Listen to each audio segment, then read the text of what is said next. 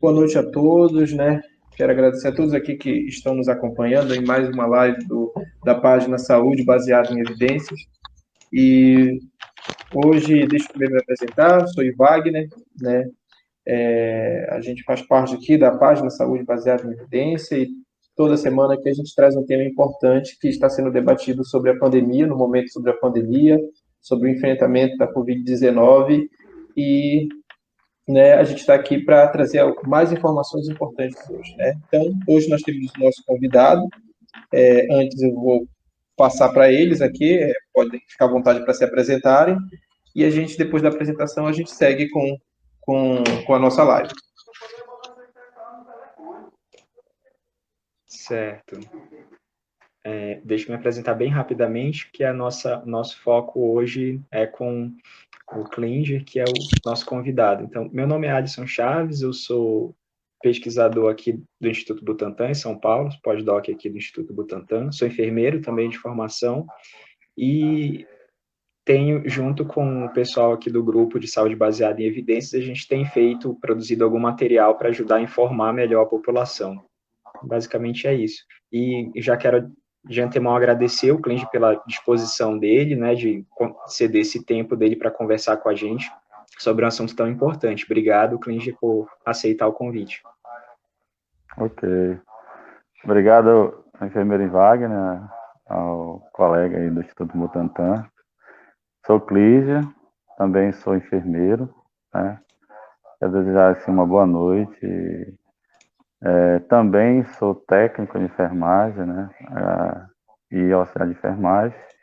Sou biólogo também, de formação. E hoje estou à frente do Conselho Estadual de Saúde aqui do Estado do Amapá, como presidente. Né, já é nosso 10 primeiros meses na frente do Conselho Estadual de Saúde, né, e já encaramos aí uma pandemia, né? Então, hoje a gente vai aqui conversar com os senhores e esclarecer um pouco mais sobre as nossas atribuições, né, dentro do Conselho Estadual em frente a essa pandemia de SARS-CoV-19. É isso. Obrigado. Muito obrigado, Clinge. Eu também quero agradecer também, em nome do Grupo Saúde Baseada em Evidência. A sua presença aqui é muito importante, né? Engrandece o debate que a gente realiza. E vamos começar. Ok. Pergunta aqui, muita gente fala em estadual de saúde, a população em geral muitas vezes desconhece a importância desse conselho. Eu queria perguntar para você, qual deve ser o papel do conselho, né, localmente, no que diz respeito à atual crise sanitária, que é essa pandemia, né, que a gente os casos positivos, mas a gente já vinha acompanhando não só o Estado como papel no auxílio para a gente enfrentar essa pandemia. Já vinha recomendando, sempre a gente falou dessa situação. Ok, cortou um pouquinho, mas creio que deu para entender, né? O Conselho Estadual, frente à pandemia, ele tem um papel fundamental que é nas fiscalizações, né, dos recursos que vêm para o Estado, da saúde do governo federal, né? Todos os recursos que é destinado para a Secretaria de Saúde, fala assim no termo geral, dos conselhos, de fundamental importância que esse conselho esteja atento em que esse recurso está sendo investido, né? Para onde é que está sendo usado, de que forma está sendo usado, porque dentro desse processo a gente trabalha com os relatórios quadrimestrais, com os RAGs, com uma programação anual de saúde, com uma programação estadual de saúde também. A gente, durante a pandemia, nós não paramos, né? Nós não paramos nossos trabalhos. Nós somos um conselho, um colegiado de 84 conselheiros, sendo 28 titulares e o restante, chegando aos 84, são todos suplentes. Cada conselheiro tem os seus dois suplentes, sendo primeiro e segundo suplente, e nós representamos toda a sociedade. Nós representamos vários segmentos, como usuários, segmento trabalhador e segmento gestor-prestador, tá? Então, o conselho é composto por 50% só de usuários. E aí a gente vem durante essa pandemia tão sinistra, tão devastadora, que já ceifou a morte de tantos brasileiros, né? Que logo no princípio foi dito como uma gripezinha, e a gente viu bem isso na pele, que não foi uma gripezinha. E o Conselho, ele, durante a pandemia, eles têm atuado na fiscalização dos centros de Covid, porque dentro dos estados veio muitos recursos para a pandemia, e a gente tem atuado para que esses serviços eles aconteçam de forma a contento para a população. A gente foi para dentro do centro de Covid, nós tivemos muitas baixas aqui no estado do Amapá, perdemos muitos companheiros da saúde, né, para o Covid. De certa forma, até foram de forma negligenciada, né, muitos colegas foram negligenciados e acabaram perdendo a vida por negligência de alguns profissionais, né, por falta de material, infelizmente. Eu fui acometido de Covid no mês de abril para junho, passei 10 dias internado, tive 70% de comprometimento do pulmão, mas mesmo assim, durante a pandemia, nós buscamos fazer o nosso papel através da fiscalização para não deixar faltar, né, ou minimizar essa questão dos medicamentos anestésicos, respiradores, né, que estavam vindo devido à demanda ia crescendo, então chegava-se esse equipamento nos estados. E o nosso não ficou de fora, né? E a gente, através do Conselho, a gente cobra a Secretaria de Saúde, através de ofícios, através de reuniões ordinárias e extraordinárias. Saem recomendações também do Conselho para que, durante a pandemia, nós exigimos que fosse feito a questão da testagem rápida aos profissionais de saúde, né? Nós não paramos até hoje, na verdade. Apesar do Conselho, a gente às vezes não ouve falar no Conselho, né? Mas muitas das vezes é por falta mesmo também da própria atuação da Secretaria de Saúde em dar apoio aos Conselhos Estaduais, Municipais de Saúde, para que eles possam funcionar a contento, para estar contribuindo com aquela Secretaria de Estado para que a saúde no seu todo ela funcione. Ok, Clínio, obrigado aí pela esclarecer, né, essa ação que o Conselho tem dentro da sociedade. A gente sabe que não se faz saúde, e a gente tem isso lá no SUS, na instituição dos conselhos, né, que da necessidade que ele participe, mesmo porque a própria sociedade faz parte do conselho, como você mesmo colocou, né? E você mesmo disse que você teve Covid, né? E passou por toda a rede de atendimento. E a gente sabe das dificuldades que o cidadão comum enfrenta no SUS quando é atendido, né? Quando é infectado por essa doença. E a gente sabe dos cuidados que ele recebe muitas vezes deficientes, né? Você passou por isso na pele, né? A gente sabe disso, né? Quem é da saúde que ele acompanhou nesse processo, né? Também percebeu isso. E a página Saúde Baseada em Evidências, ela justamente surgiu para debater a saúde dentro de um contexto daquilo que a gente tem de conhecimento científico e trazendo para prática médica, para prática de saúde. E eu queria lhe fazer uma pergunta. Os cuidados que você recebeu durante o momento em que você passou, você considera que foram cuidados realmente direcionados? Você também, como profissional da saúde, né, foram cuidados devidamente direcionados dentro da técnica, dentro das evidências, daquilo que a gente realmente pode como um conjunto de articulação de saúde voltado para a prática correta? Parece que ele deu uma caída lá. E Wagner, vamos esperar um minutinho, que o Klinger caiu. A internet está um pouco instável, a rede dele. O Klinger, nesse momento, está trabalhando lá no Amapá, né, ele está atendendo lá, então existe alguma estabilidade da rede, mas em pouquinho tempo ele já retorna para conversar com a gente. Vamos esperar no máximo um minutinho aqui, ele deve estar entrando de novo. Mas fiquem tranquilos que ele já volta.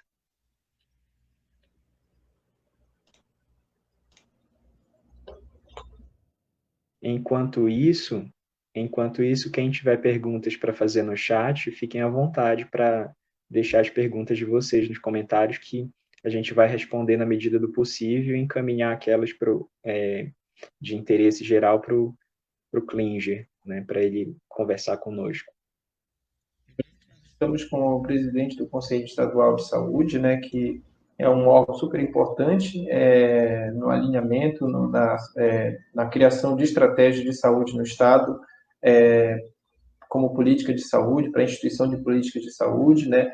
Ele é um órgão que realmente tem esse poder de direcionar ações, né, ou linhas de ações para o enfrentamento de diversas doenças, não somente da Covid. E o cliente que está hoje aqui conosco é o presidente desse conselho, como ele disse, está há 8 meses aí nessa função, né? E a gente está aqui hoje com ele justamente trazendo essas informações a respeito do enfrentamento da Covid. Vamos esperar aqui ver se ele volta, né? Pronto, ele está retornando. Voltamos, perdão. Olá, Klinger. Oi. Voltamos.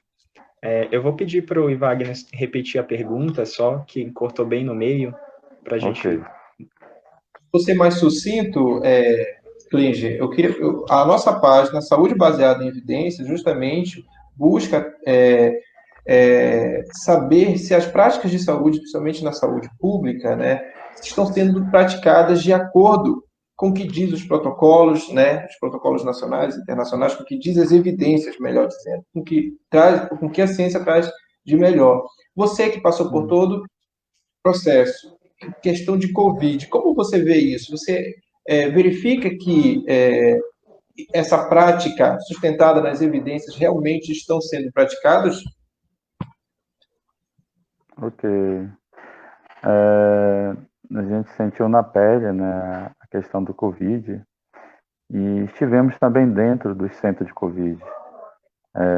Apesar de ter todo um protocolo, né, que diz como é que tem que ser feito, como é que tem que ser feito as medicações, né, como é que os médicos, os enfermeiros têm que agir nessas situações, a gente acabou percebendo que houve uma falha muito grande, né, da própria Secretaria de Estado, quando na seleção desses profissionais para esse centro de Covid. Haja vista que esses profissionais têm que estar, são especialistas, né, principalmente na questão de UTI.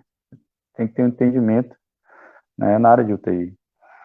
Nós perdemos muitos colegas, infelizmente, né, nesse sentido, para essa situação.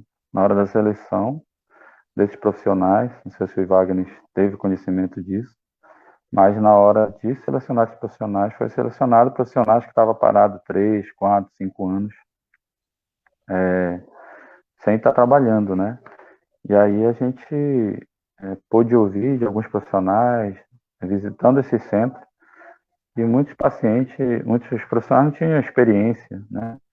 Porque um paciente de Covid, ele quer uma atenção ali do fisioterapeuta 24 horas, né? Do enfermeiro, do intensivista, né? E assim, problema também com a falta de medicamento, né?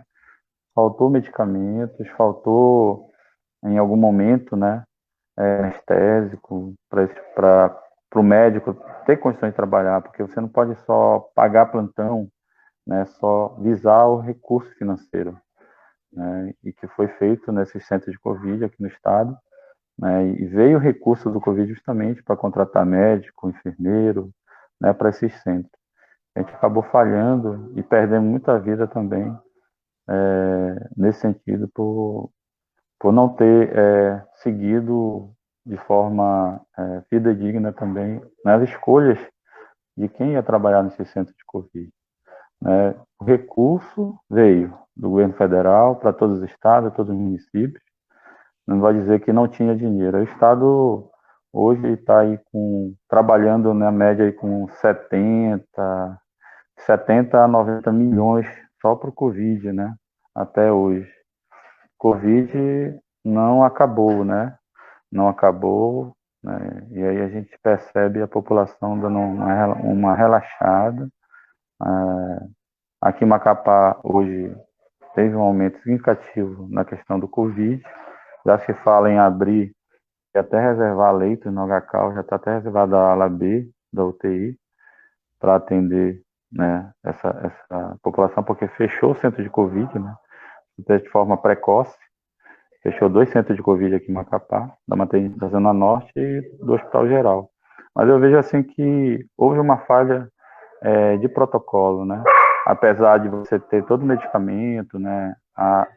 Você ter essas medicações, né? Azitromicina, ivermectina, a anita, né? Para fazer o protocolo de primário, né? Logo quando você tinha contato com o vírus.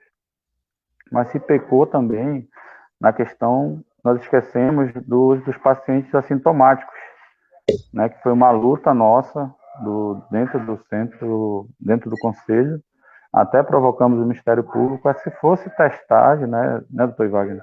Assim, não sei se o senhor teve conhecimento, mas a gente solicitou ao Ministério Público que se testasse os profissionais de saúde primeiro, que estavam na linha de frente, né, porque quando você não tem um centro, né? Aqui, por exemplo, doutores, nós não tivemos um centro, uma referência, vamos dizer assim, né? Um hospital de campanha que, não, vamos atender só Covid. Como era uma coisa nova, acabou se atendendo primeiramente no HE, aqui do estado, as UPAs atenderam diretamente o Covid. O que aconteceu, pessoal? Quase 96% logo quando foram testadas, todos os profissionais do HE praticamente já estavam infectados pelo vírus. Né? Não houve uma descentralização do atendimento ao Covid. Isso a gente debateu também.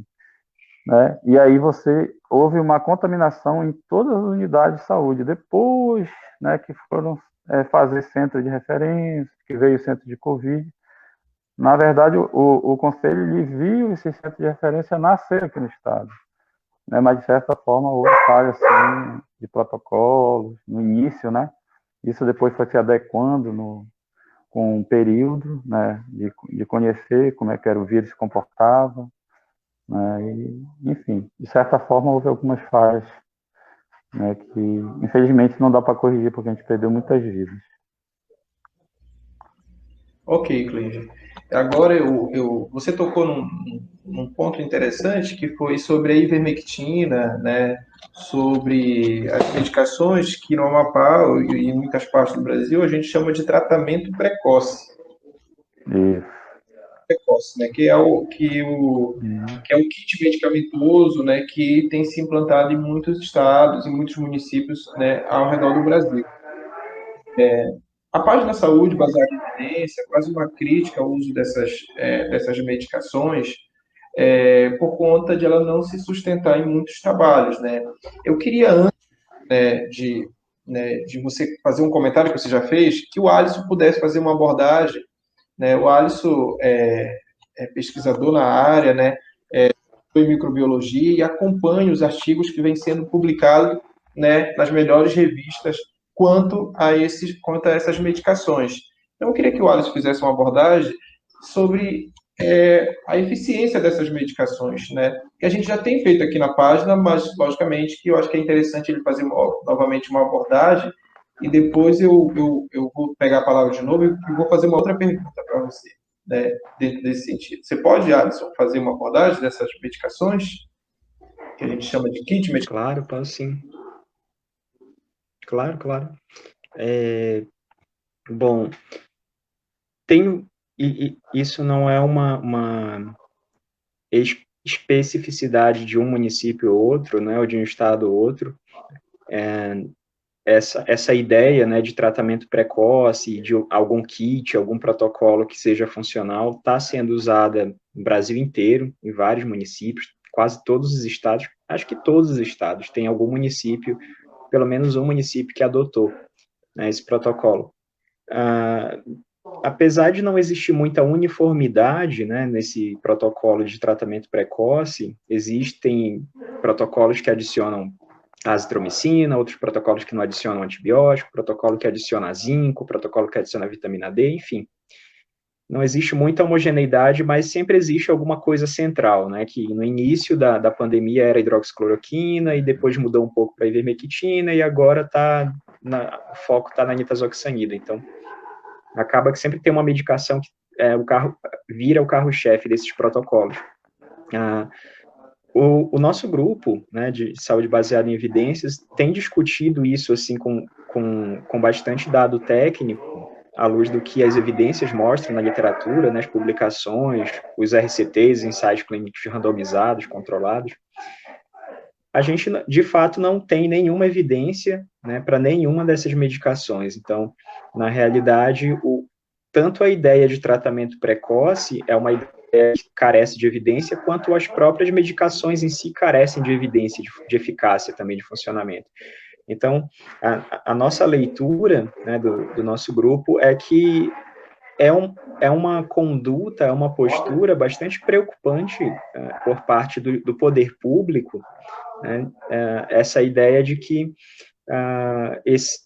a ideia de tratamento precoce e com essas medicações especificamente poderia ser uma solução para a pandemia, porque na realidade a gente não tem nenhuma indicação disso, a menor evidência, não é nem assim, é uma ideia que faz sentido, etc. Realmente não existe evidência nenhuma para se adotar essas práticas.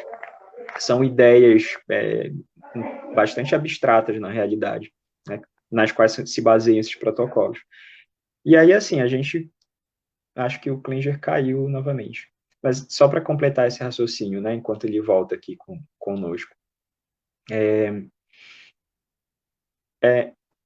Acho que ele voltou. Pronto, estamos de volta. Só para fechar esse raciocínio,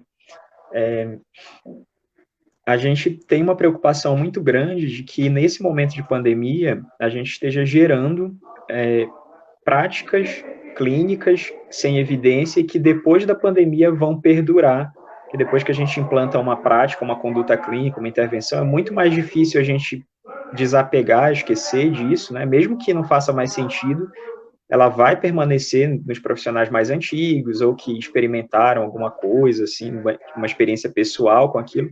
Essas práticas acabam se perpetuando, né? E aí isso consome tempo, né, força de trabalho dos profissionais, dinheiro, né, da gestão pública, tudo isso. Então, essa é uma preocupação muito grande que a gente tem com essa discussão sobre protocolos, e a ideia de tratamento precoce não está bem fundamentada em boas evidências, né? Então, essa é a ideia geral que a gente tem dentro do nosso grupo de saúde baseado em evidências. Então, Klinger, né, pegando aqui a fala do Adson, né, nós temos aqui o Estado gastando dinheiro, utilizando o recurso público para implementar e comprar medicações que, à luz das evidências, não tem nenhuma, né? Daquilo que se pode ser utilizado, se utiliza para gastos onde se não mostrou evidência nenhuma de ação contra a Covid-19. E se a gente sabe que esses recursos são limitados, né, a gente pode muito bem aplicar esse recurso onde ele realmente teria efeito positivo, né? E aí nos causa uma preocupação o gasto de prefeitura, do Estado, né, onde realmente não se vê evidência do uso desse dinheiro.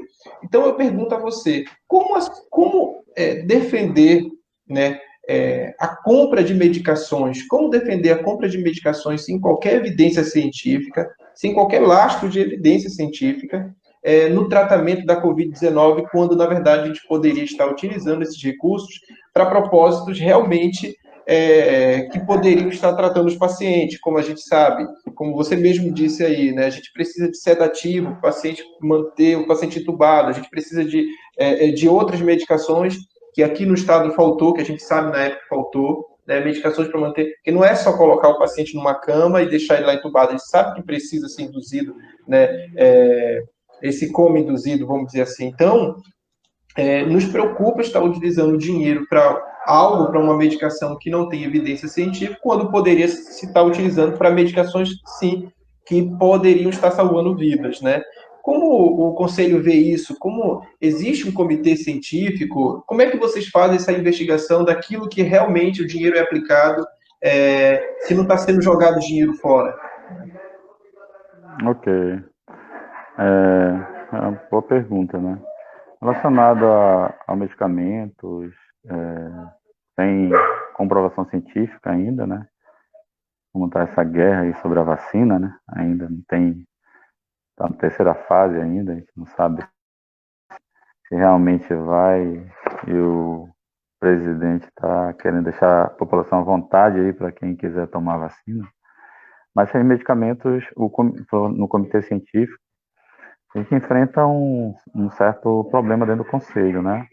O conselho era um órgão que esses planos de contingência, né, de contingenciamento da pandemia, ele deveria ter passado pelo conselho antes, para aprovação, para discussão, né? Mas infelizmente esses planos eles não obedecem um fluxo, né?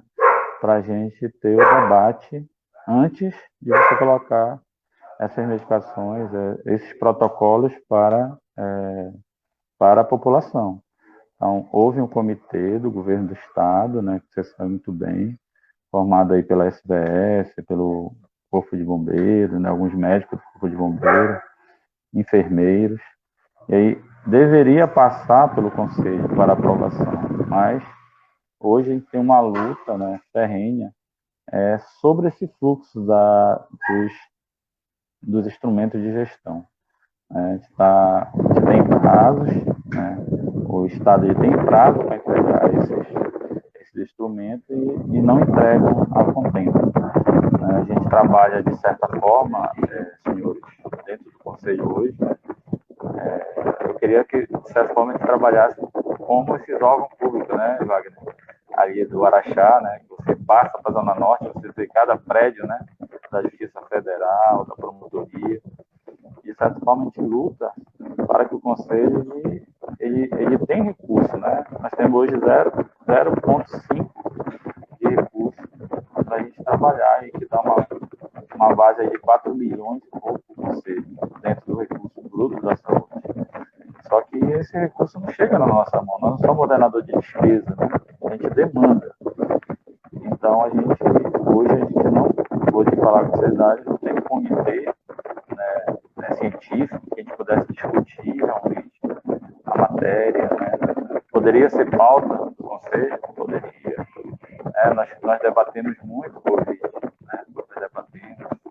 E aí também divulgamos a nossa sala para que a sociedade comparecesse, né? Porque não tem direito a voto, não tem direito a voto. Mas realmente essas medicações elas não têm comprovação científica nenhuma, mas o Estado ele compra, porque é demandado, né, pelo governo, é o que tem de protocolo, né, o que é imposto, na verdade. Então todos os estados estão usando dessa forma. E aqui, logo no início, né, cada médico fazia o seu protocolo, né, até o comitê determinar que realmente tinha que ser seguido. Então, cada médico, mas eu fazia Anitta, fazia Ivermectina, fazia medicina, outros já passavam outro antibiótico, né, xarope, também, capsaicina, outros já usavam outro.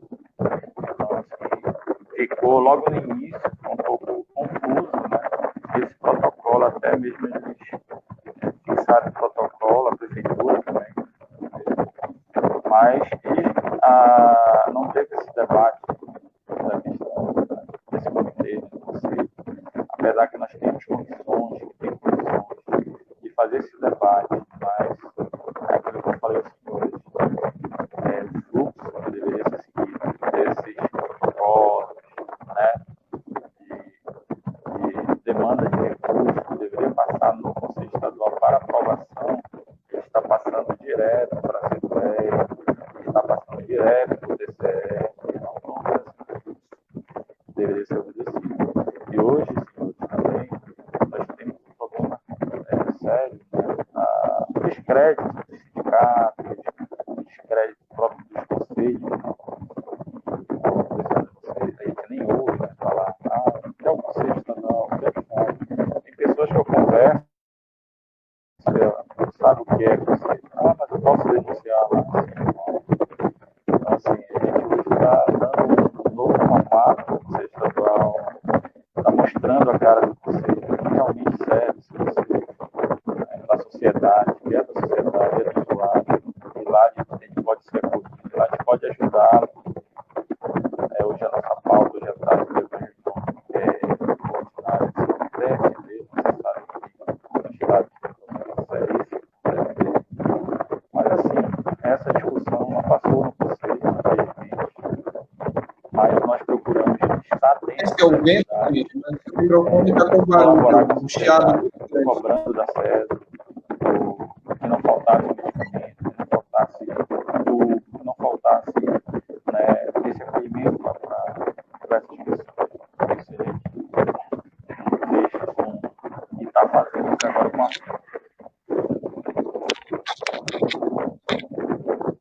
O microfone está com grande chiado. Deu para ouvir? Deu para ouvir em boa parte, mas o microfone está com grande chiado. Se você puder verificar, de repente, se o microfone não está batendo assim na roupa, friccionando na roupa.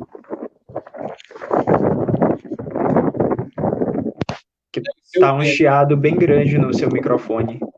Melhorou agora. Deve ser o vento, é isso. Melhorou. Melhorou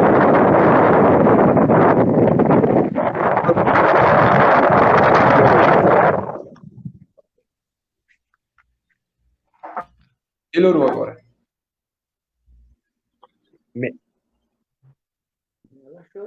Eu acho que travou. Está acompanhando, o Clige, ele está no município do Amapá, então é por isso que a transmissão não...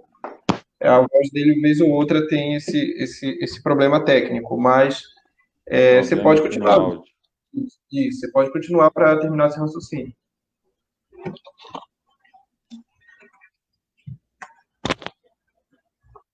Eu acho que ele vai entrar de novo. Quiser responder alguma pergunta aí, isso? Temos 3 perguntas aqui. Voltamos, pronto. Daqui a pouquinho a gente responde todas as perguntas. Voltamos. Pronto, Clinge. Voltamos. Ficou mudo. Não ouvi nada. Deu para ouvir? Eu falei? Boa parte, sim. Mas no final não ficou claro. No final a gente perdeu. Foi. Eu finalizei falando que as matérias que o Conselho ele tem feito, né, essa fiscalização, tem feito essa cobrança da Secretaria de Saúde, né, porque a gente não pode se furtar como Conselho, cobrar da Secretaria que sejam executados de forma transparente o gasto desse recurso, né, em que está sendo gasto, mas a gente, eu vejo que esses protocolos isso é imposto, né, aí pelo governo federal, né, o que está sendo usado Brasília, que está sendo usado Brasil afora. Mas, assim, nós tivemos o nosso protocolo, acho que, apesar que o nosso cientista aí falou, e a gente tem certeza que não tem a comprovação científica, né, desses medicamentos, eles realmente, apesar disso, nós tomamos, né, eu tomei, e aí tomei muito antibiótico também, né, pesadíssimo, né, vancomicina, meropenem, tomei até um medicamento aí que custou R$6.000, né?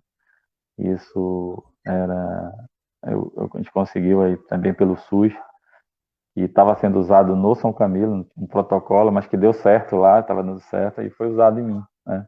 Também, e esse era um remédio para crise reumatoide, uma coisa assim.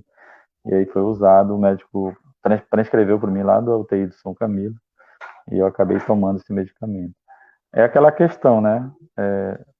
Bora fazer que está dando certo aqui nos pacientes da UTI, né? Mas não tem aí, não tinha nenhum estudo científico para esse medicamento, que era realmente para combater a Covid, mas deu certo, né? no meu entendimento, que a gente saiu aí do quadro agressivo do Covid. Isso. Entendi. Só pegando um pouco da sua fala, eu entendo, quando você fala que deu certo, né? Mas hoje, apesar de o Brasil instituir em quase todo o território nacional o kit medicamentoso, nós já passamos de 150 mil mortes, né? Sim. Então, eu fico um pouco preocupado com o que é esse dar certo, né? Sendo que países que adotaram medidas sanitárias, né, de realmente não permitir com que alguns mercados, pessoas em lugares públicos tiveram maior sucesso do que a utilização de alguma medicação. Então, pautar muito bem, né, essa temática, e aí eu quero desde já dizer que o fato de o Conselho ter que pensar realmente o científico é algo, na minha opinião, extremamente relevante para o que a gente vive hoje, porque vocês precisam tomar decisões que envolvam a vida, né, que envolvem a saúde das pessoas, e isso vem a partir de estudos científicos, né? E você falou que o Estado também tem um comitê científico, né? E quando eu penso num comitê científico, eu penso em pessoas que estudam aquilo que se diz. E a gente sabe, eu tenho muitos ali que são meus colegas, eu não tenho nada contra, mas a gente sabe que muitas vezes esses comitês são formados por profissionais que estão atuando na linha de frente, né? Enfermeiros, médicos, né? Diferente realmente de um cientista, de um pesquisador, que a prática dele é realmente saber e entender aquilo de estudo que está sendo publicado.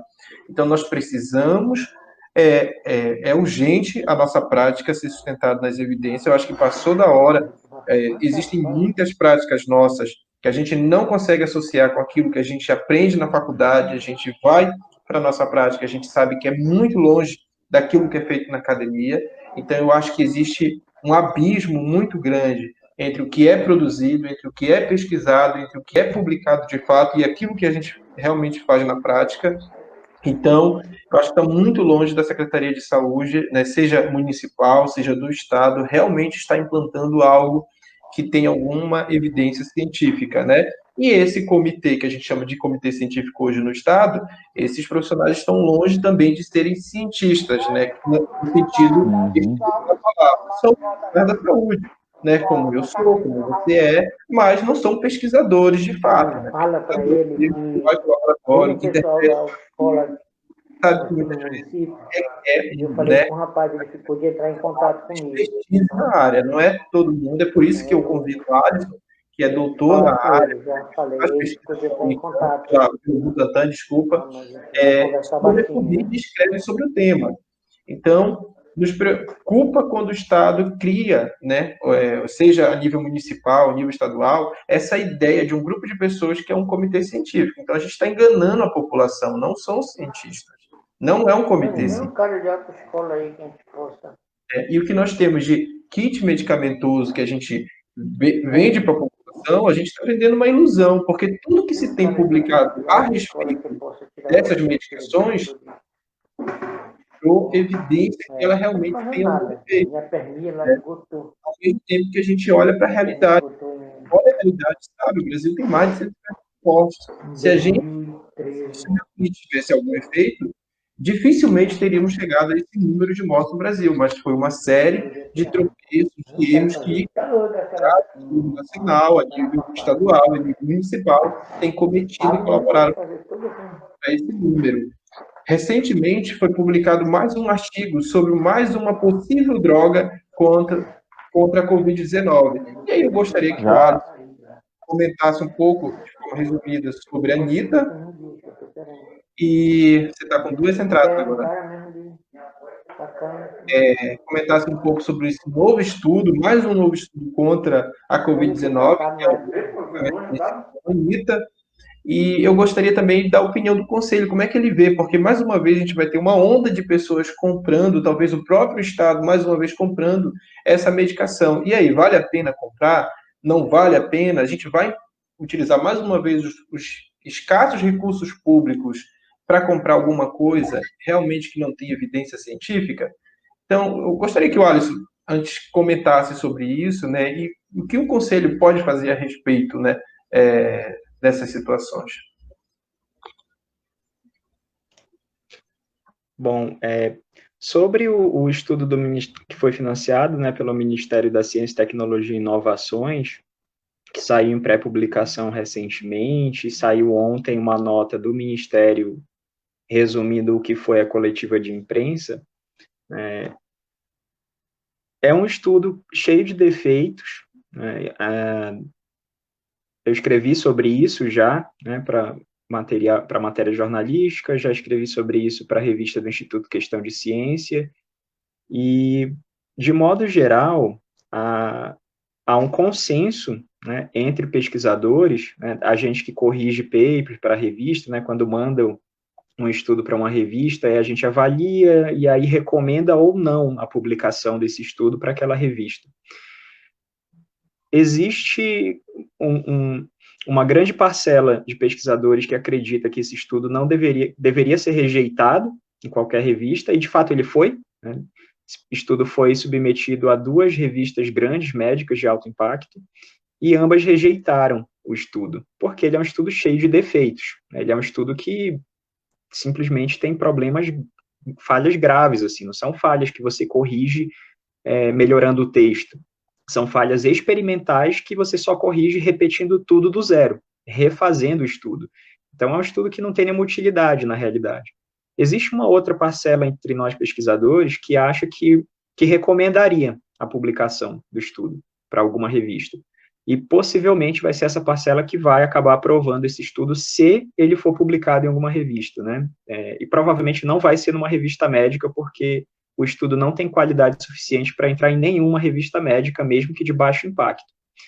Então, se acontecer de ele ser publicado, ele deve receber o parecer de algum pesquisador que recomenda essa publicação do estudo falando sobre uso precoce, né, o protocolo de tratamento precoce com nitazoxanida, e mesmo esse grupo de pesquisadores que recomendaria a publicação tem pleno acordo absoluto de que o estudo tem defeitos, falhas graves. Eles só recomendariam o estudo porque o estudo foi feito.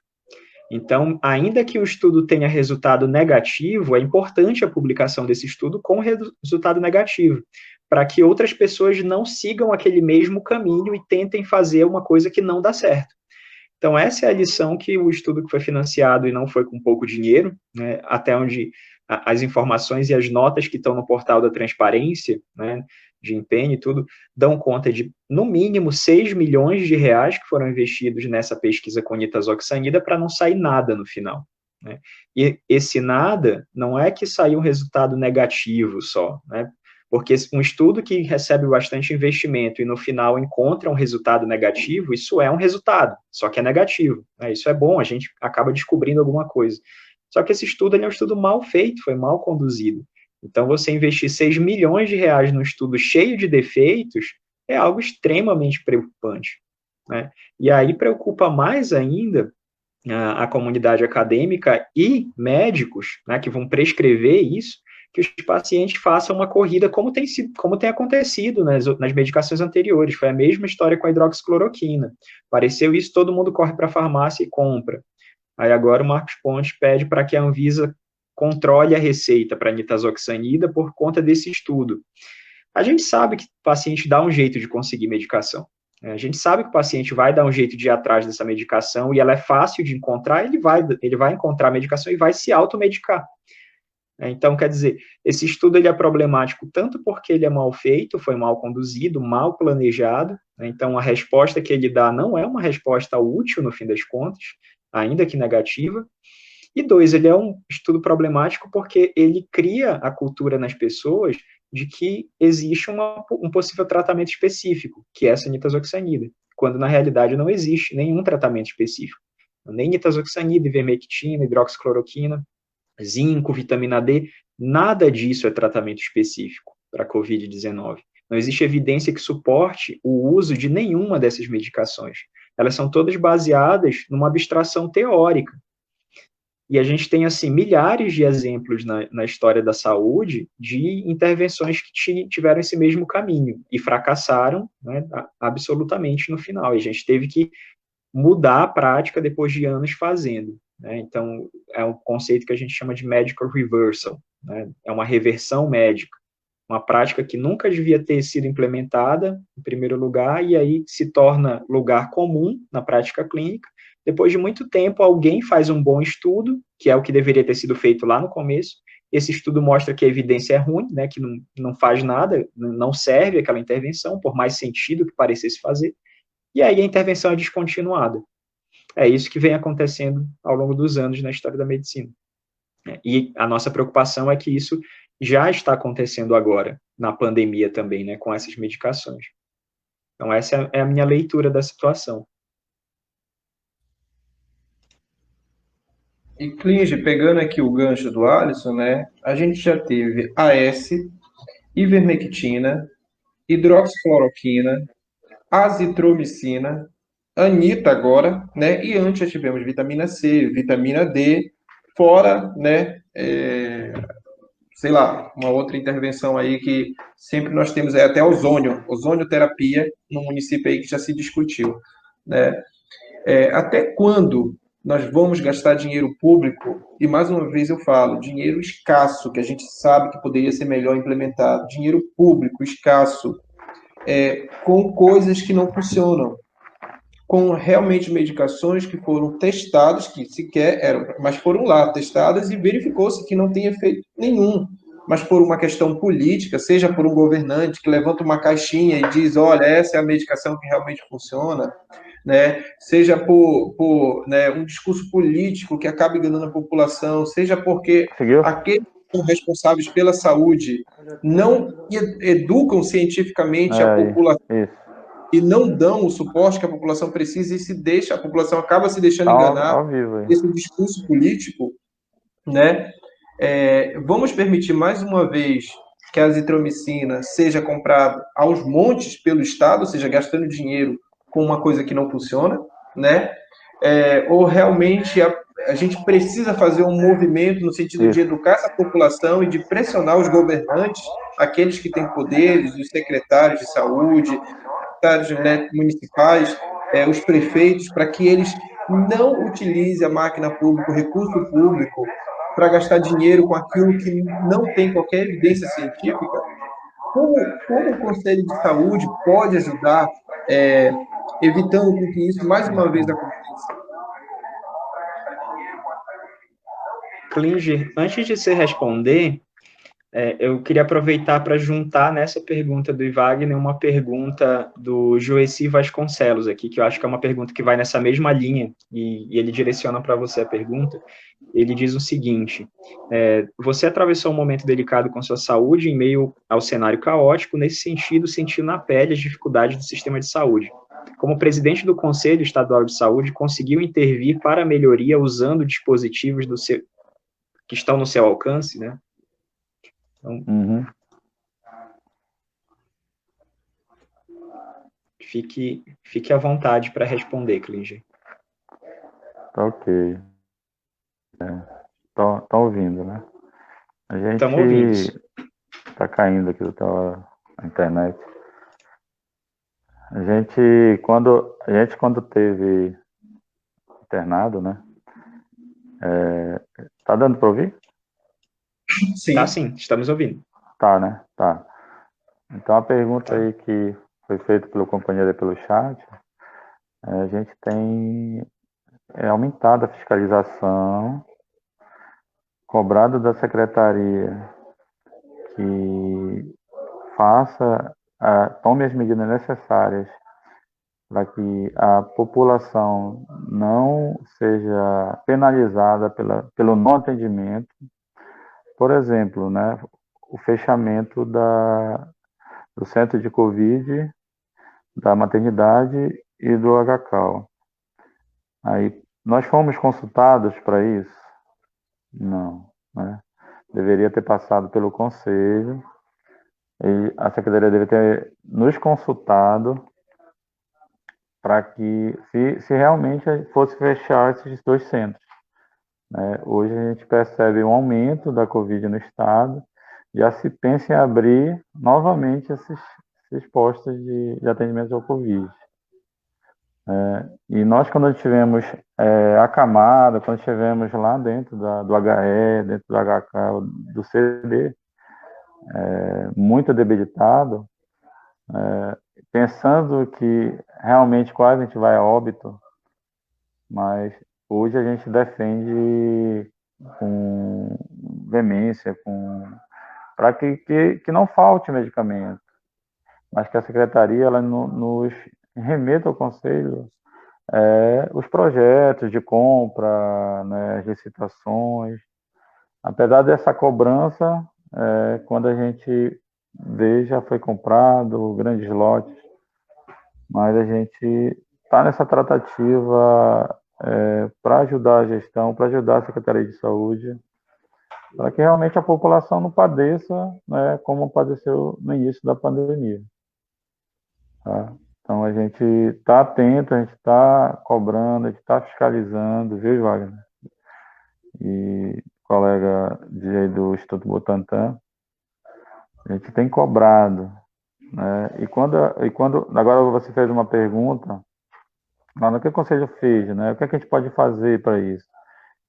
A gente pode pegar esses estudos, né, que o colega falou sobre a Anitta, a gente pode chamar uma reunião extraordinária, ordinária, chama o comitê, né, científico aí citado, para que a gente possa debater o tema, se a gente possa ver se realmente a gente pode gastar recurso público, né, sem ter essas evidências científicas comprovadas, porque esse remédio realmente tem efeito, né? Você gasta milhões numa pesquisa, como ele falou agora, mas não foi perda total de 6 milhões, mas houve alguns achados, mas 6 milhões por um medicamento que realmente não sabe se faz efeito ou não. Mas, assim, o conselho pode chamar esse cientista, o colega aí convidar o colega de São Paulo, né? A gente pode convidar para o debate e fechar uma recomendação, uma resolução do Conselho Estadual para que não se haja de forma precipitada ou compre-se produtos que realmente não têm essa comprovação científica. Está tendo um retorno aqui no meu áudio. Ok, eu acho que você respondeu a pergunta, eu acho que o caminho realmente é esse, realmente verificar com aqueles que realmente fazem ciência, com quem realmente está na pesquisa, traduz esses artigos e para a população, né, que eu digo traduzir, informar a população cientificamente de forma correta. Eu acho que o Conselho precisa desse suporte até para a tomada de decisões assertivas, né? Acho que isso é muito importante e é o caminho, né? É o caminho de qualquer Secretaria de Saúde ter apoio em um comitê científico. Acho que a pandemia veio para esclarecer isso para a população, de que nós precisamos cada vez mais dos pesquisadores, das universidades, não pode um caminhar distante do outro. Eu acho que precisa integrar esses serviços, né? Mas mudando agora um pouco de assunto, Cris, nós temos uma pergunta aqui, o Conselho ele tem sido consultado para tomar decisões quanto à abertura e fechamento de hospitais de campanha? Eu acho que você respondeu isso agora há pouco, né? Quando foi fechado os hospitais de campanha, vocês não foram consultados, né? Não. Pode implicar em algumas secretarias? Como é que fica essa questão? Ou vocês não podem aplicar nenhuma medida contra? Podemos. Para os senhores entenderem, nós temos uma programação anual de saúde, né? Esse ano ele foi atípico por causa da pandemia. Nós temos um plano estadual de saúde, que dentro dessas... e temos um RAG, que após aquele ano anterior de feito todo aplicado, porque lá tem tudo que vai ser feito na saúde do Estado, nos municípios, vai ter reforma, se vão comprar medicamento, como é que vai atuar os programas de saúde do idoso, da mulher, da criança, de que forma vai ser aplicado esse recurso, o que vai ser feito. Então, a gente tem, sim, através desses relatórios, saber como é que anda as pernas da saúde pública aqui do Estado. Tá? Eles devem informar para a gente, sim, mas não informam, como eu falei. Muitas vezes o fluxo ele não é seguido. Né? Deveria passar pelo Conselho para aprovação, né? Deveria ser discutido com o Conselho, porque é o Conselho que aprova, né? Tem que ficar claro aqui, que o Conselho que aprova as contas da saúde do Estado. Não é o TCE, não é a Assembleia Legislativa, tá? Tem que passar pelo Conselho. Só você ter uma ideia, recentemente chegou um RAG de 2016 a 2017 da gestão do doutor secretário Calandrini. O relatório ele foi reprovado, né? Te remeteu para os órgãos de controle, porque você tem um prazo a cumprir. E ele queria apresentar um relatório agora em 2020, de 2016, 2017. Não seguiu os prazos, não seguiu os trâmites, entendeu? Então, é recurso que a gente que a gente não sabe de que forma foi gasto, que realmente foi aplicado, né, de forma transparente, e aí ele vai responder lá para os órgãos de controle, para o TCE, para o Ministério Público, e esse é o nosso papel. Emendando aí, então, a pergunta, hoje a gente vive um cenário de segunda onda, né? Eu até gostaria que o Alisson comentasse um pouco como era a previsão, né? Se falava muito em segunda onda, uns diziam que já estava acabando, outros diziam que já tinha alcançado a imunidade de rebanho, que é um percentual mínimo aí para a população não ter mais, né? Mas eu queria saber do Alisson se era realmente era isso que estava acontecendo, se realmente nós tínhamos uma imunidade de rebanho acontecendo. Claro que isso já foi discutido aqui na página, mas para poder informar aqui o Klinger, né? E dentro disso, dessa discussão que hoje se tem muito fortemente da segunda onda, como é que o Conselho avalia, né, essas reuniões políticas, essas bandeiradas, essas questões que estão ocorrendo, porque nós vivemos hoje um momento onde os hospitais estão voltando, né, a superlotação por causa de números de Covid. Né? No meu local de trabalho, nós já estamos com 3 médicos e 4 enfermeiros afastados, né? E isso, ou melhor, são 3 enfermeiros e 2 médicos afastados, né? E a gente percebe na nossa prática do dia a dia que esses números estão aumentando cada vez mais, quando na verdade hospitais de campanha estavam sendo já parados, né? Campanhas eleitorais bandeiradas e os locais já estavam sendo abertos. E como é que o que tem sido evidência referente a essa situação de segunda onda que tanto se discute? Como é que o Alisson vê? E depois eu queria que você comentasse um pouco essa questão política aí que hoje a gente vive entre um momento político, né, e ao mesmo tempo uma pandemia. Você poderia comentar, Alisson, referente a isso? Claro, posso sim. Eu vou aproveitar essa sua pergunta, Wagner, para juntar também com a pergunta da Lu Soares aqui. Ela diz o seguinte, na pergunta seguinte: tem um colega professor que sempre fez esse relatório no grupo de professores, a que se atribui, né, tanto o crescimento de pessoas com Covid quanto o número de recuperados. Pode-se dizer que o vírus está perdendo força? Ou as pessoas estão mais resistentes ao vírus? Estamos terminando a 31ª semana, né, epidemiológica, houve uma pequena queda em relação à semana 30, mostrando que se aproxima mais da estabilidade, porém estabilidade depois de um aumento. O que causou surpresa foi a morte do número, imagino, está incompleto aqui, mas imagino que morte de um número significativo de pessoas. E aí, para juntar, isso também eu acho que faz sentido na mesma resposta que eu vou dar para vocês aqui, a Larice Tomás pergunta o seguinte: por que muita gente fala que curou-se com esses remédios? Ou o que os está curando, né? Se não essas medicações, o que é que está levando à cura dessas pessoas? Então, vamos lá. Toda epidemia, né, isso não é uma situação típica do Covid, isso é uma coisa típica de vírus, doenças epidêmicas que se alastram, então toda epidemia tem algumas características em comum, né? Então, existe um momento em que você tem um pico, né, um número de contágio maior, né, que é quando o R0 sobe bastante, e aí isso não tem a ver somente com questões biológicas do agente patogênico, né, da bactéria ou do vírus.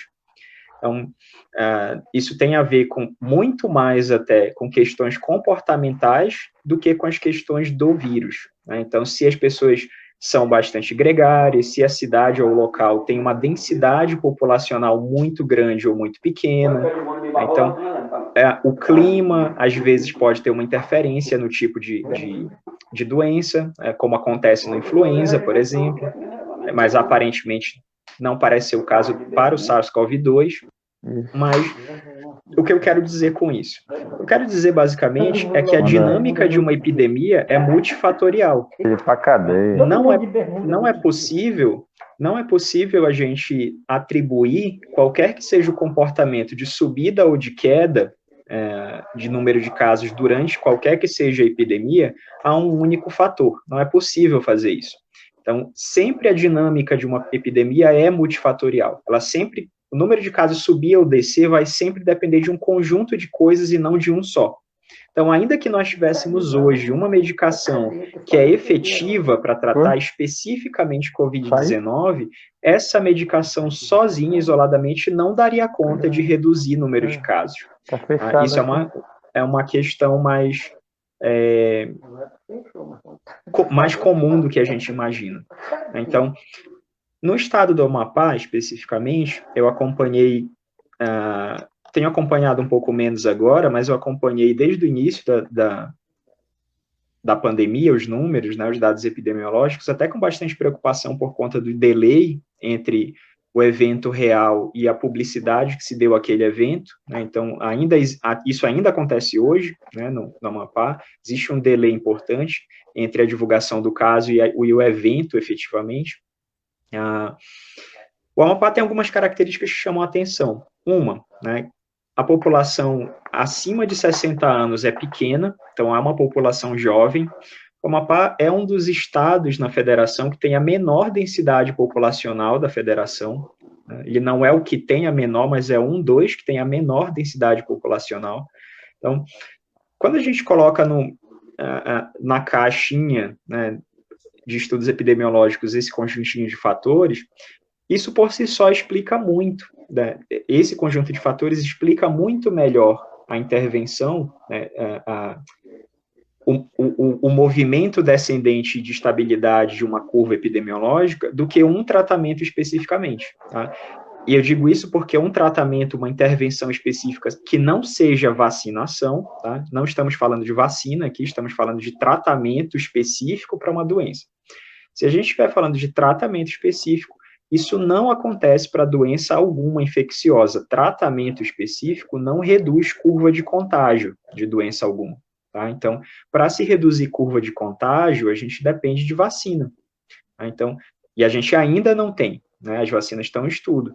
Então, dizer que atribuir a redução do número de casos a uma dessas medicações é um erro, tanto do ponto de vista técnico mesmo, porque medicação não consegue fazer isso, tá? Tratamento específico com fins curativos não dão conta de reduzir curva de contágio, isso não acontece, isso não é possível, tá?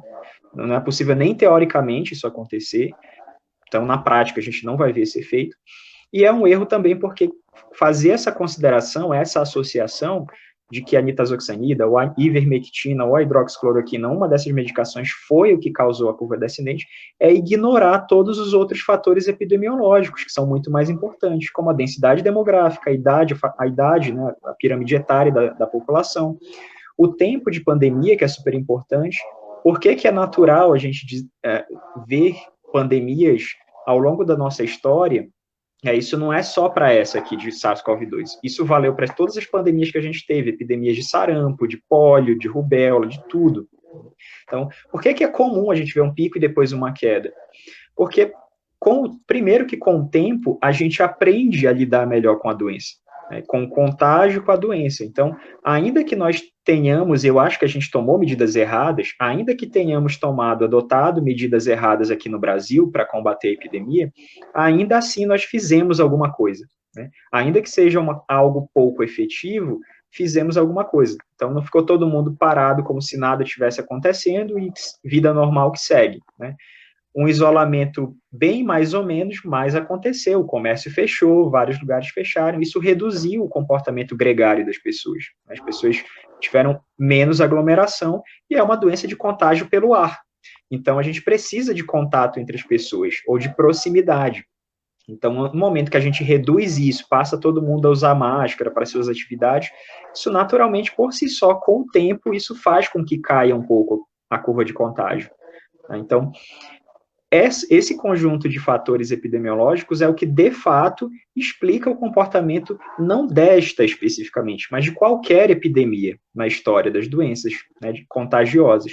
Então, a gente, com o tempo, aprende a lidar melhor, tem esses fatores populacionais e, além de tudo isso, tratamento específico, né, se a gente considerasse que a nitazoxanida, por exemplo, é uma medicação efetiva, coisa que não é, né, mas se ela fosse efetiva para tratar a Covid-19, ela não conseguiria explicar redução de curva de contágio, queda de curva de contágio, porque seria, né, se funcionasse, seria um tratamento curativo, e não seria um tratamento que evita contágio. Não é vacina, não gera imunidade. Tá? Então, são coisas que são mundos completamente diferentes de raciocínio. E a gente precisa... esse é um raciocínio, por exemplo, que eu esperaria, né, ver nos comitês científicos nos estados e municípios. Né? Então, a gente não espera menos do que isso, que essa compreensão esteja clara na cabeça de quem vai pensar a política pública. Que a partir do momento que você não tem essa compreensão, a gente começa a ter os gastos públicos com medicação que não é efetiva, se cria um estoque dessa medicação, depois de um tempo se prova que a medicação não funciona, e aí faz o que agora que gastou o dinheiro público com essa medicação? Né? Isso não é novidade também, não é a primeira vez que isso acontece. Em 2009, na pandemia de H1N1 que a gente teve, H5N1, perdão, nessa pandemia de 2009 lá de influenza tipo A, foi a mesma coisa. O Brasil estocou Tamiflu, e Tamiflu também não tem evidência de reduzir significativamente sintoma. Reduz em um dia, de 7 dias, reduz para 6 dias o número de sintomas de influenza. Então, quer dizer, a evidência também é uma evidência muito fraca, e o Brasil comprou bilhões de reais para estocar de Tamiflu na época. Né? E aí, logo depois, saíram os estudos mostrando que a efetividade era, assim, bem, né, desprezível. Então, foi um dinheiro gasto e a gente não aprendeu nada com isso. Essa pandemia está mostrando para a gente que a gente não foi capaz de aprender as lições históricas, que a gente vem repetindo esses erros, né, o tempo inteiro. Então, eu espero ter dado conta de responder as perguntas da Lu e da Larice, né, que essas questões explicam o comportamento epidemiológico e o que está curando as pessoas, né, para fechar a pergunta da Larice, se não é a medicação. Então, a gente sabe que SARS-CoV-2 é um vírus que ele não vai, de fato, a gente não espera que ele vá matar todo mundo. A gente não espera isso. Né? A letalidade dele vai ficar em torno de 1%, mais ou menos. Então, o que significa que um número muito pequeno de pessoas vai agravar, e entre essas pessoas que vão agravar, algumas vão morrer. Então, o que a gente espera na maior parcela da população? A maior parte da população ou será assintomática ao entrar em contato com o vírus, ou terá sintomas de leve a moderado e nem internação vai precisar, nem precisa se internar. Essa é a maior parcela da população. Essa população, se você encontrar com esse perfil de paciente na clínica e ele der positivo para a Covid-19, você vai querer tratar ele. É natural que a gente pense que na clínica a gente quer fazer alguma coisa, né? A gente não quer deixar o paciente sair de lá sem nada, você quer fazer ter uma postura ativa, né? Quer fazer alguma coisa. Só que não precisa. Em boa parte dos casos, simplesmente não precisa. Casos sintomáticos leves não precisam dessa intervenção. Esses casos, a maior parte deles vai se resolver naturalmente. Essas pessoas vão resolver a infecção como a maioria dos vírus respiratórios. Isso vale tanto para esse coronavírus, o SARS-CoV-2, isso vale para influenza tipo A, H1N1, isso vale para influenza tipo B, para pneumovírus, para RSV, isso vale para todo vírus respiratório. Então, tem uma parcela que agrava e a gente tem que focar no tratamento dessa parcela, e tem a parcela que tem sintoma leve e moderado. Não adianta a gente manter o discurso de que tem que tratar precocemente um paciente que sequer precisa de tratamento. Então, esse mesmo discurso, ele não é novidade. Eu queria chamar a atenção das pessoas que estão assistindo a gente aqui nessa conversa, que esse mesmo discurso ele apareceu em todos os eventos epidêmicos. Ele também apareceu em 2009 para a influenza, de tratamento precoce com Tamiflu, que nunca funcionou, né? E hoje a gente tem evidência contundente, bem publicada em bons jornais, com bons ensaios clínicos, meta-análises gigantes, enormes, mostrando que o Tamiflu não tem evidência suficiente que recomende a prescrição para tratar a influenza, especialmente caso precoce, como se dizia na época, e hoje a gente está repetindo esse mesmo discurso, de que precisa tratar precocemente para que o paciente não evolua. Esse paciente não vai evoluir mal. A maioria desses pacientes não vão evoluir mal. Aí você trata precocemente, ele não evolui mal, porque ele realmente não ia evoluir mal, e você atribui isso à medicação. Você diz que foi o tratamento que funcionou. Na realidade, não foi. Na realidade, se você não tivesse feito nada, ele teria o mesmo desfecho. Ele teria evoluído bem, do mesmo jeito. Né? Porque esse era o comportamento, seria o curso natural da doença. É o que vai acontecer com a maioria das pessoas. Né? Então, a gente precisa ter um pouco desse racional para pensar isso. E aí eu passo para o Klinger fazer os comentários dele também, antes da gente responder as outras perguntas. Klinger, pode ficar à vontade. Oi. Então, o Alisson explicou bem, né? Dizer que o conselho, ele precisa desse cientista, né? Para o debate. E a gente fica, apesar de ter vários laboratórios no Brasil, né? Que liberam o uso dos medicamentos para o uso, se não existe essa confiança.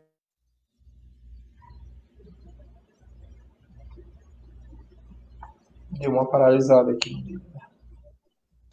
Eu acho que travou, mas logo o Klinger volta, gente. Só um segundinho. Klinger? Nos ouve?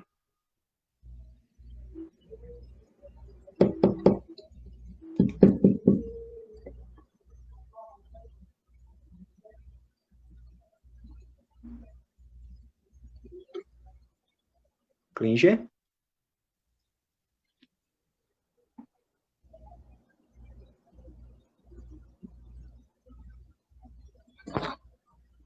Eu acho que ele deu uma travada. Deu uma Aí vai travada. entrar de novo.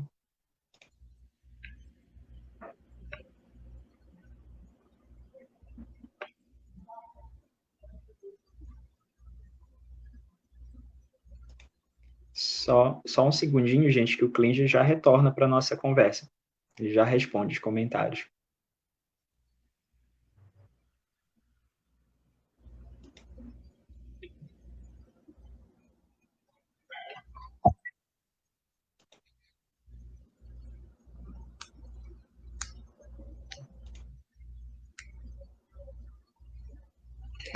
Aqui, enquanto ele não volta, Alisson, né?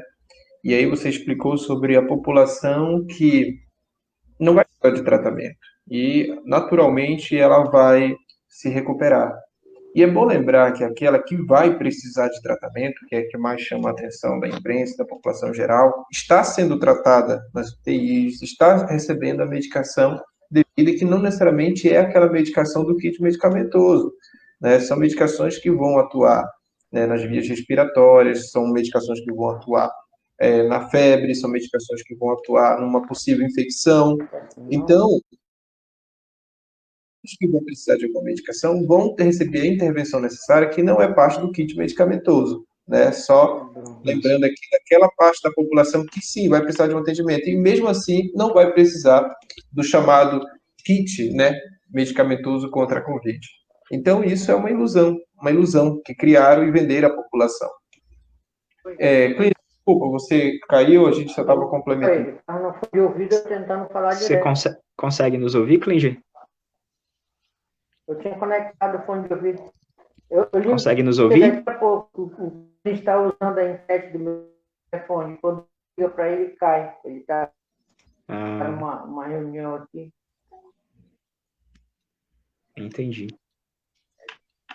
Nos ouve, Cleiton?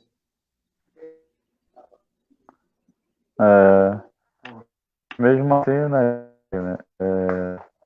todos nos assistindo, está aí, né? Tá ouvindo aí? Agora sim, agora sim. Agora sim. Tá me ouvindo? Então, né, como o companheiro falou aí, né, apesar de não ter essa comprovação, mas todo médico, né, passa esse medicamento já tem grande quantidade, né, estoque nas UBS, né, aqui do estado, né, só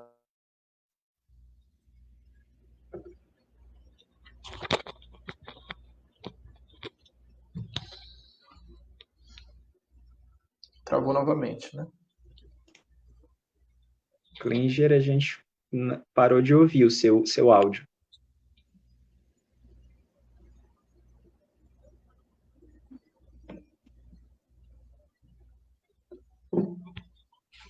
Enquanto o Klinger corrige o áudio dele, deixa eu ver. Voltou. Klinger, consegue nos ouvir? Voltou. Sim, tranquilo. Certo. Estou ouvindo. Só para finalizar, pode continuar. Essa questão do medicamento, né? Nosso cientista aí já explicou muito bem a questão de pacientes tomarem, né? De que forma ele se comporta também. E a gente, de certa forma, no início da pandemia, a gente lutou a testagem rápida, né? De todos os profissionais de saúde. E aí a gente pensa, né, que esse medicamento tem efeito, né?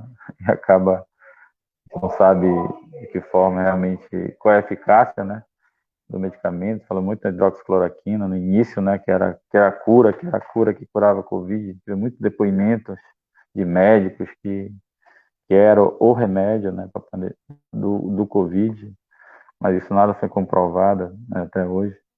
E, enfim, mas a gente tem aí os medicamentos estão comprados, mas só dizer que aos senhores que esses medicamentos eles vão e esses recursos que foram gastos bilhões, né, para a compra desse medicamento por todos os estados, somente aqui para Macapá, para os municípios, que foram alocados muitos recursos para os municípios, e eu tenho ido nas UBS desses municípios, entrado na farmácia, né, a gente vê uma grande quantidade desses medicamentos estocados, né, só para angústia do nosso cientista, né, e grande quantidade estocada sendo liberado para a população, sendo vendido nessa essa falsa ideia, né, de que realmente é para curar o Covid, né? É isso.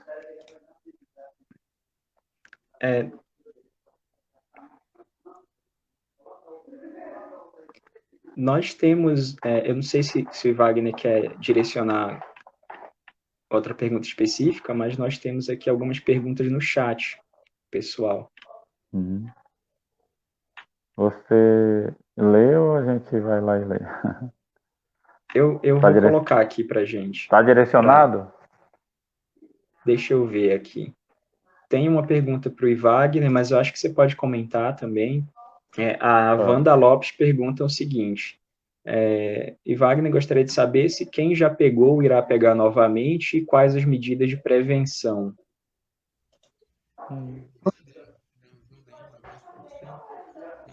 Deixa eu ver. Pode afirmar que não vai pegar novamente, porque não há um estudo ainda que possa ser conclusivo em torno disso. Provavelmente não, né? Provavelmente a pessoa vai adquirir anticorpos.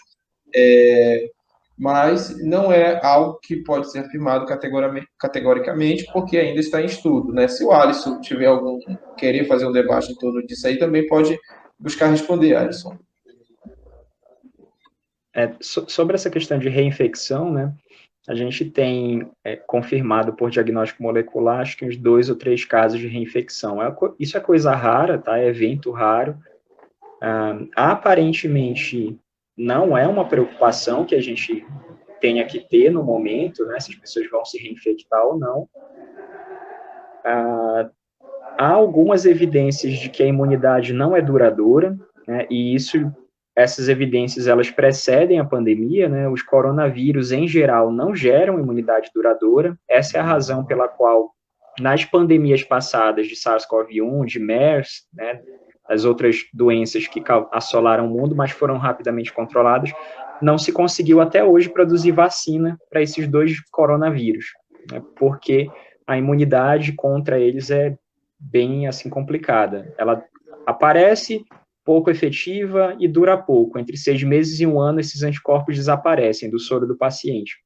Então, é um vírus um pouco difícil de se manejar em termos de resposta imune. A gente ainda está tentando entender hoje, não há uma explicação completa ainda da resposta imune ao SARS-CoV-2. A gente sabe que existe uma participação importante da imunidade celular, né, que é aquela que a gente não vai usar vacina, basicamente, né, então, do sistema imune inato ali, né, parece que tem um papel importante nessa defesa, e aí isso vai depender muito mais, talvez, de questões genéticas do próprio paciente do que de uma vacina. Mas isso é uma questão bastante incompleta, né, a gente não tem essa resposta para dar definitivamente. Se a reinfecção vai acontecer com mais ou menos frequência, até o momento a gente não tem razão para se preocupar com reinfecção. Não é uma preocupação que a gente tem que estar colocando na mesa para discutir. Será que as pessoas vão se reinfectar, né, pegar a doença novamente? Até o momento, nesse sentido, a gente pode ficar um pouco mais tranquilo de que isso é um pouco mais difícil de acontecer.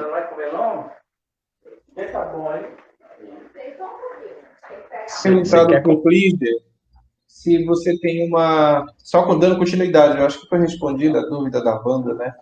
Mas qualquer coisa, pode perguntar novamente aí se não ficou claro. Mas, Clisder, você, na sua opinião, a sociedade conhece a função do conselho, né? Dos conselhos de saúde? Você tem essa noção de que a sociedade sabe a importância, né? E a função dos conselhos de saúde? Muito boa pergunta, né? Estou esperando que você fizesse essa pergunta. Infelizmente, senhores telespectadores, apresentadores, Wagner, nosso cientista, uma parcela muito pouco da sociedade não conhece a função dos conselhos de saúde, né? Quando você estuda lá, né, o SUS, o professor lhe dá um breve histórico, né, do que é o conselho, ali fala um pouco da 8080, do 8142, fala de forma muito superficial, né?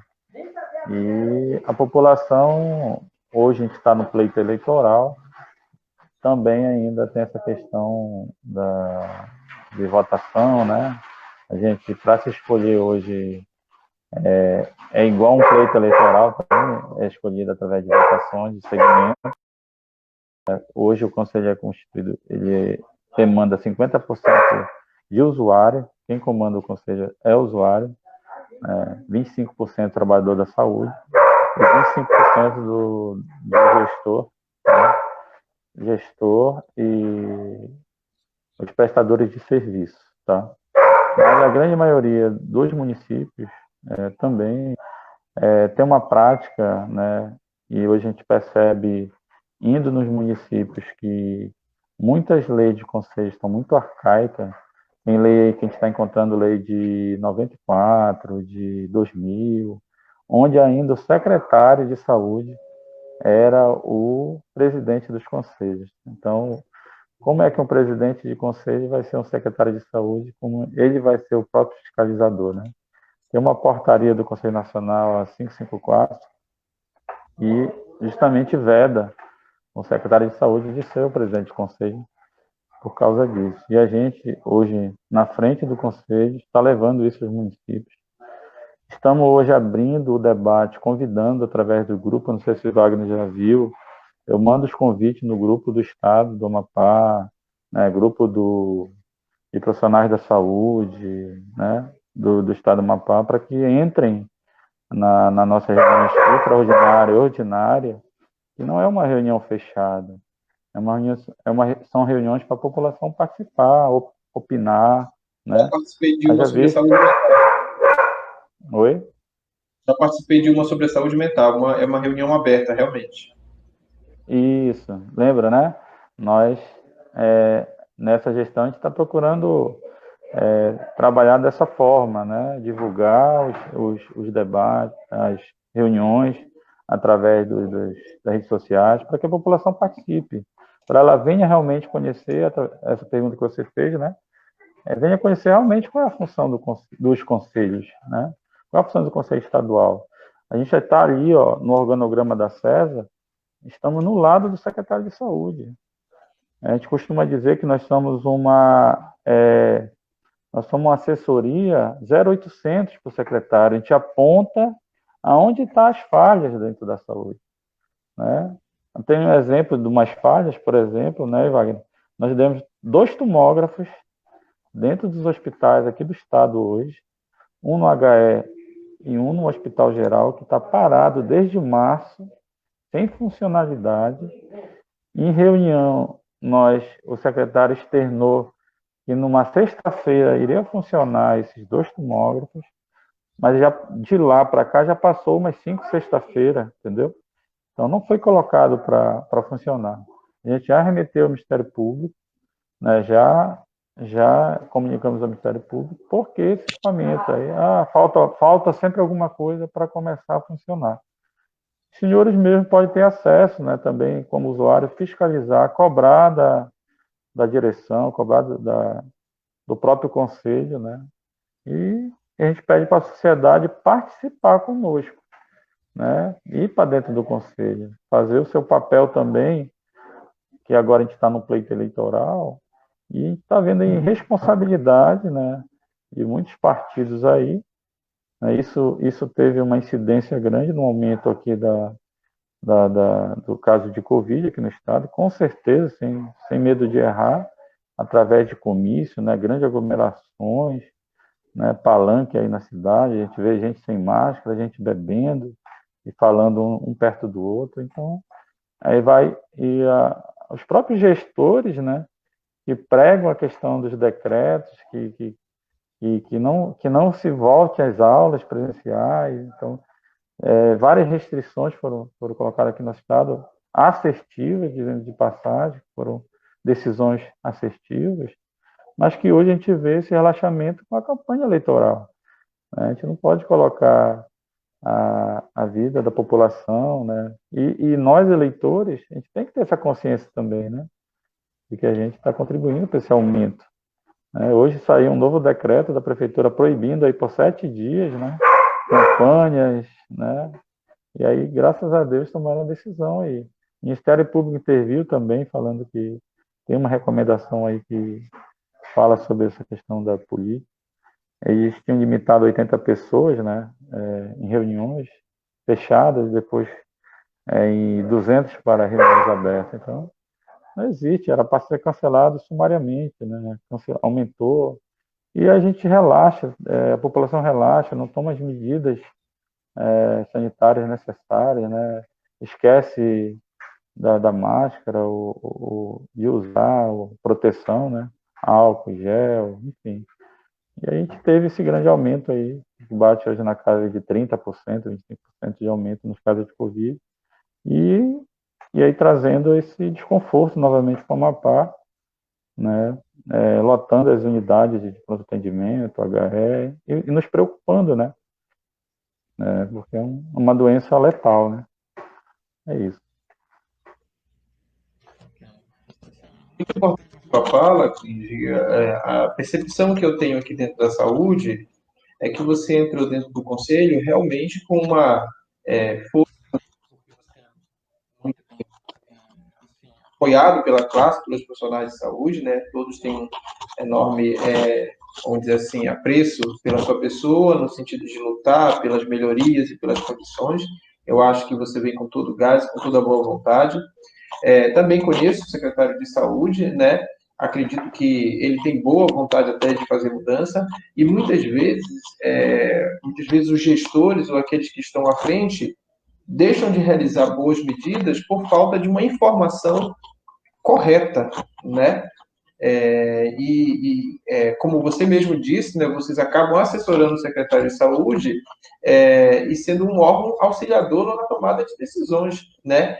Mas mais do que isso, fazem parte, um conjunto, um membro, são diversos membros da comunidade, da sociedade, né, que participam de forma democrática e devem participar desse processo, né? Me preocupa muitas vezes da onde os conselhos ou as secretarias de saúde estão extraindo as informações para tomada de decisões. E eu sempre consigo pensar que a melhor tomada de decisão tem que ser embasada nas melhores evidências, tem que ser embasada nos melhores estudos, porque se não for assim, a gente vai ficar sempre no achismo, sempre vai ficar, né, dentro da percepção, daquilo que eu acredito, ou de tradições de anos de erros que já são cometidos há muito tempo, né? Quero aproveitar aqui e te parabenizar pelo trabalho que você vem desenvolvendo, né? Não conheço, você sabe que eu não me conheço muito bem, mas eu conheço muitas pessoas que me conhecem e sabe do trabalho que você vem desenvolvendo à frente do Conselho aí nesses últimos meses, né?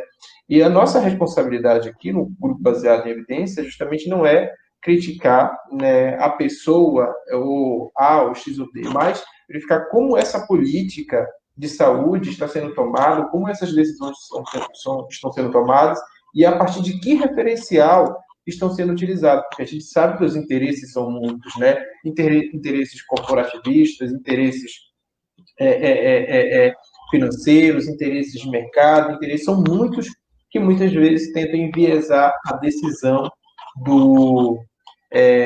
da pessoa que está à frente, do presidente, do conselho, do secretário de saúde, aqueles que podem ter boas intenções ou que têm boas intenções para vir trazer a melhoria para a sociedade.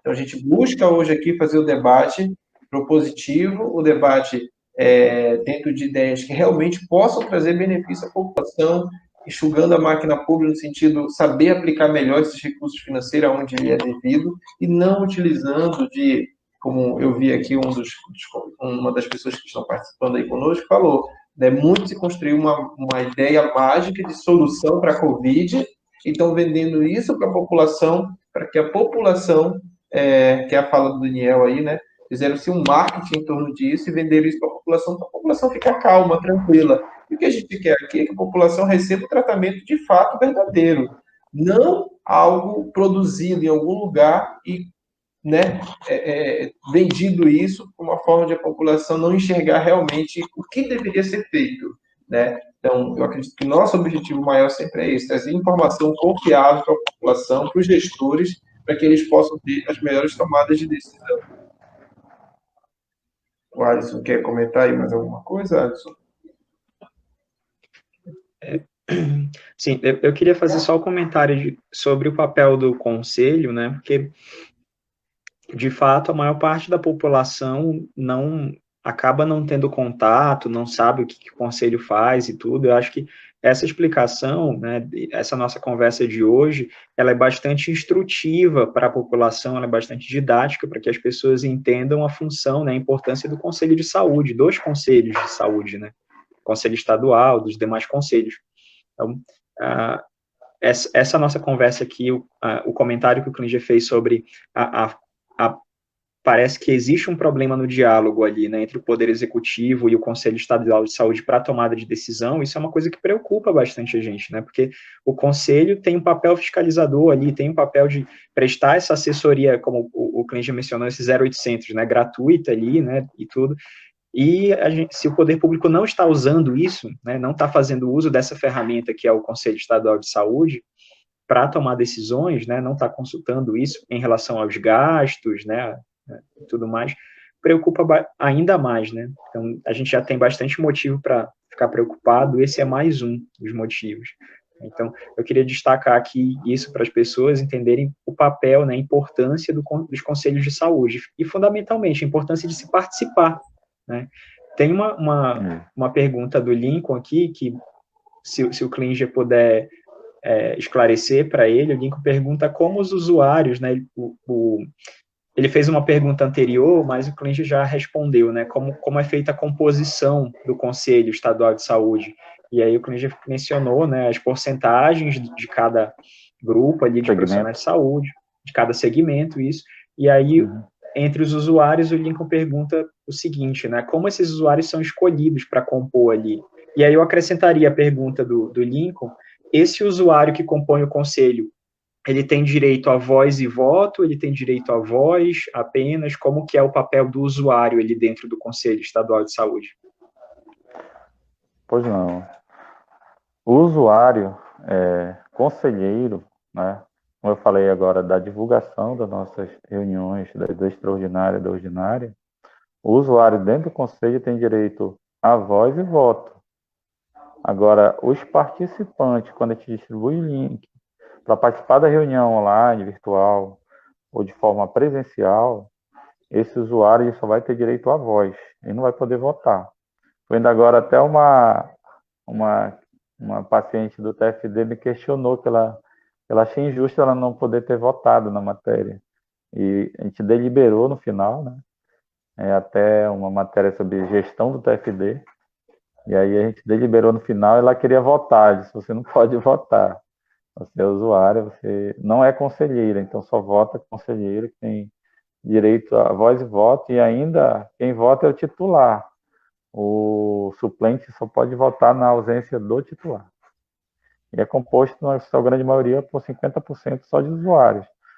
Na verdade, quem comanda o Conselho Estadual hoje são os usuários, né? E eles precisam se empoderar disso, tomar esse espaço, né, político de saúde e cobrar, né, junto conosco essa melhoria e que seja executado, né, o que está na programação anual de saúde, né, para os 4 anos de governo, dentro do PES, né, do Plano Estadual de Saúde, e também acompanhar a análise dos RAGs do ano posterior. É isso. Isso deu para ficar claro. Eu acho que a gente já vai caminhando aí para 1h40, né, de entrevista aí com o Klinger. E eu quero de antemão agradecer demais você ter aceitado o convite, né, de participar aqui conosco.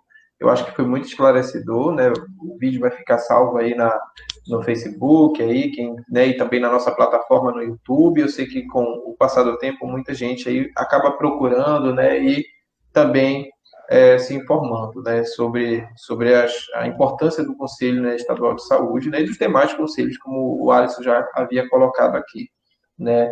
Eu acredito que tenho defendido sempre, né, que as nossas decisões, né, as decisões dos gestores devem ser sempre embasadas nas melhores evidências. É por isso que o nosso grupo, a gente tem esse nome, Saúde Baseada em Evidência, né. Eu acredito que o Klinger pode contribuir muito, enormemente, para isso, para que isso se torne realidade, para que a população não seja enganada, para que esse recurso seja melhor utilizado pelos gestores, né? Para que um comitê científico realmente seja consultado, que as universidades sejam consultadas, né? Que se os cientistas dessas universidades, os pesquisadores, os epidemiologistas, os estatísticos, né?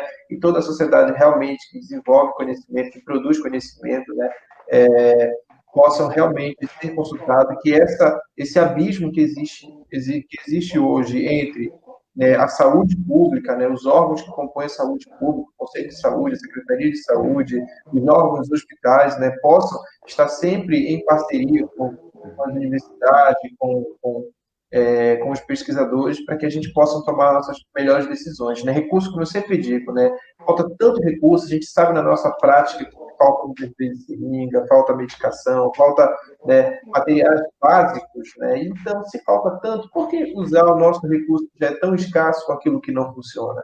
Vamos, pelo menos, racionar isso e mais a saber utilizar e aplicar os recursos, né, na melhor, né, dentro da melhor evidência, utilizar isso aplicando sempre o melhor conhecimento para a gente saber utilizar esse dinheiro público, né? Então, eu deixo minha fala aqui, eu peço para o Alisson fazer também a sua consideração, e no final eu peço para o Klinger, né, também fazer a consideração dele. Pode ficar à vontade, Alisson. Bom, eu queria agradecer a presença do Klinger, né, o tempo que ele disponibilizou para conversar com a gente, né, e a disposição para explicar o papel do Conselho, como o Conselho tem agido durante a pandemia, né, a importância da entidade, da instituição Conselho Estadual de Saúde. Acho que essa é uma conversa que ajuda as pessoas a entender um pouco esse instrumento tão forte que está do lado do usuário, né, da população. A população, de fato, precisa se empoderar disso. Então, queria agradecer novamente ao Klinger, dizer que nosso grupo está aberto para o debate, para a discussão, para contribuir, tudo, e que você é sempre bem-vindo para conversar com a gente, Klinger. E, assim, foi um prazer conversar com você, receber a gente aqui no grupo para fazer essa discussão tão importante nesse momento. Ok. Obrigado, Wagner, Alisson. O debate foi bem esclarecedor, né? Para mim também, para os que estão nos assistindo até agora. Dizer que o Conselho, nós estamos no nosso primeiro ano de mandato, né? São 3 anos aí o nosso mandato. São 3 anos o nosso mandato. E a gente quer realmente que o usuário venha para dentro, né? Desculpa. Para dentro e nos ajude, né, a construir essa política, nos ajude a fiscalizar, participe mais, né, se empodere desse espaço democrático de políticas públicas de saúde. A gente pode melhorar muito a saúde do Estado através dos conselhos, que é um órgão fiscalizador. E ao doutor Wagner, o Alisson, que quando a gente, eu e Wagner, puder demandar também para o conselho pautas relacionada aos temas, a gente pode solicitar a presença dos cientistas numa plenária, numa reunião extraordinária para debater o tema, né, relacionado a esse uso desses medicamentos, né, que não tem essa comprovação científica. Né, e o povo, a gente acaba jogando muito recurso público fora, né, porque é protocolo, né?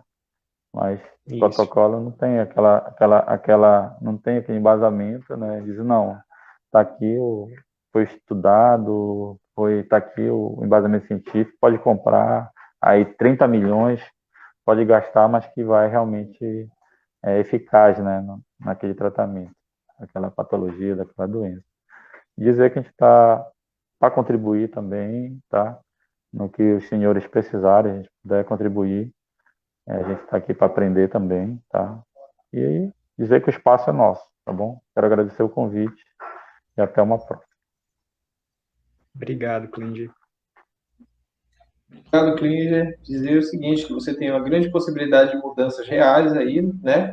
E se mantenha firme e o que precisar do apoio dos profissionais de saúde sempre pode contar, claro, nas mudanças que são benéficas para a população, tá bom? Muito obrigado a todos que participaram e a gente vai dar por encerrado, né, essa entrevista aqui com o Klinger, presidente do Conselho Estadual de Saúde do Amapá.